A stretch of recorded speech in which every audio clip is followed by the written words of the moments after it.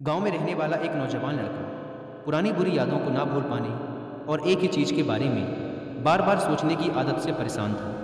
अगर उसे कोई कुछ कह देता या फिर उसके साथ कुछ थोड़ा सा भी गलत हो जाता तो वो बस उसी एक घटना के बारे में पूरे दिन सोचता रहता। वही बात उसके दिमाग में हर समय घूमती रहती। फिर वो या तो अपने साथ हुई किसी बुरी घटना के लिए अपनी किस्मत और भगवान को कोसता रहता या फिर अपने मन में उस इंसान से बदला लेने के ख्याली पुलाव बनाता रहता जिसने उसे कुछ कह दिया था या उसके साथ कुछ गलत किया था।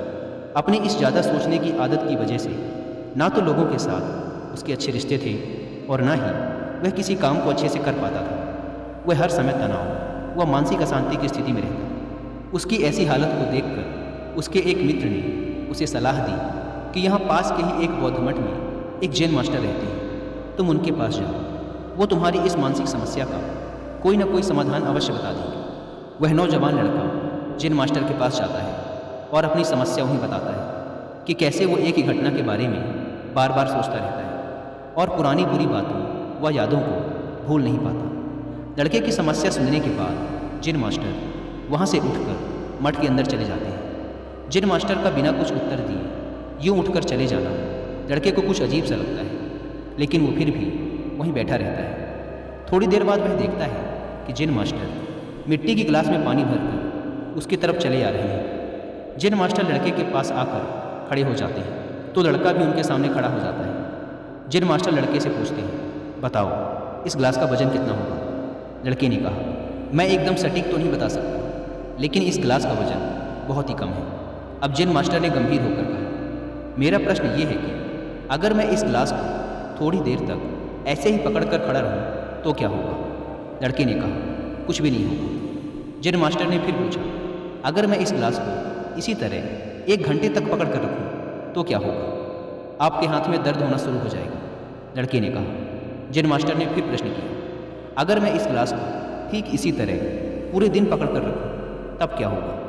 आपके हाथ में बहुत ही भयंकर दर्द होना शुरू हो जाएगा। आपका हाथ सुन्न भी हो सकता है। आपकी मांसपेशियों में भारी तनाव आ सकता है और यहाँ तक कि आपके हाथ को लकवा भी मार सकता है। लड़के ने गंभीर शब्दों में कहा। जैन मास्टर ने कहा, बहुत बढ़िया, लेकिन क्या इस दौरान गिलास का वजन बदला? लड़के ने कहा, नहीं, वजन तो नहीं बढ़ा। तब भला हाथ में दर्द और मांसपेशियों में तनाव क्यों आया? जैन मास्टर ने पूछा। बहुत समय तक पकड़े रहने के कारण, लड़के ने जवाब दिया। जैन मास्टर ने फिर प्रश्न किया, अब इस दर्द से छुटकारा पाने के लिए मैं क्या करूँ? गिलास को नीचे रख दीजिए।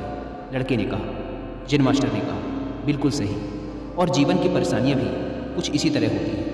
इन्हें कुछ देर तक अपने दिमाग में रखिए और लगेगा कि सब कुछ ठीक है। उनके बारे में ज़्यादा देर तक सोचिए और आपको पीड़ा होने लग जाएगी, और इन्हें और भी देर तक अपने दिमाग में रखिए, फिर ये आपको आसान व पागल करने लग जाएंगे और आप कुछ भी नहीं कर पाएंगे। जैन मास्टर ने लड़के की तरफ इशारा करते हुए कहा, अपने जीवन की पिछली गलतियों और घटनाओं के बारे में सोचना जरूरी है, लेकिन उससे भी ज़्यादा जरूरी है उनसे सीखकर आगे बढ़ना।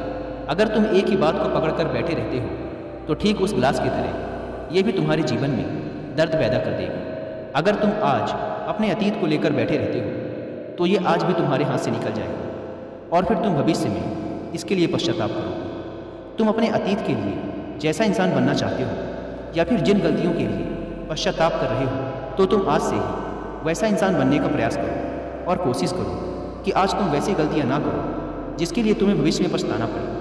इसलिए चिंता करना बंद करो और अपने आज के कर्मों पर ध्यान दो, क्योंकि चिंता व्यक्ति को उसकी चिता तक ले जाती है। दोस्तों, चिंता करने की आदत को छोड़कर एक खुशहाल जीवन कैसे जिया जाए, इस पर विश्व प्रसिद्ध लेखक डेल कार्नेगी ने एक बहुत ही अच्छी किताब लिखी है जिसका नाम है how to stop worrying and start living, यानी चिंता